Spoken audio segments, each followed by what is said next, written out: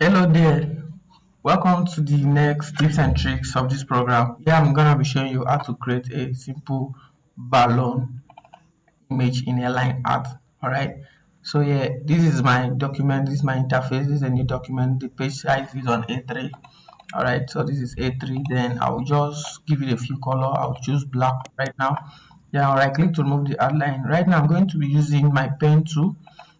This is a very simple tricks, so I'm not gonna be taking too much time. So I'll click it after the size of the line I want it. Like the place I want the line to form, I will click it there. Mainly I click it there, that automatically means that I have added a knot, I have added a joint, and I have added another segment for drawing. So I've clicked the first point and I have formed a line already. I'll take my mouse to the other side, which I want the other segment to be formed, and I'll just click it this way and also this way. Alright, so this is exactly what I want, and I'll go back to my pick to have this drawing like this. Okay, right, so I'll make it red color. I'll right click on the color palette, any color that I want. I'll just right click to give it the outline color. I'll click it appear on my keyboard, it automatically enter the page. Alright, so this is what I'll be doing. I'll click on shape 2. When I click on shape 2, I'll select everything. I'll select all the line that I just drew, and I'll click on this convert to curve. When I convert to curve, and I'll click this option that says smooth all the knot. When I smooth it, this is what I will have. So I will just I'm going to be adjusting it manually.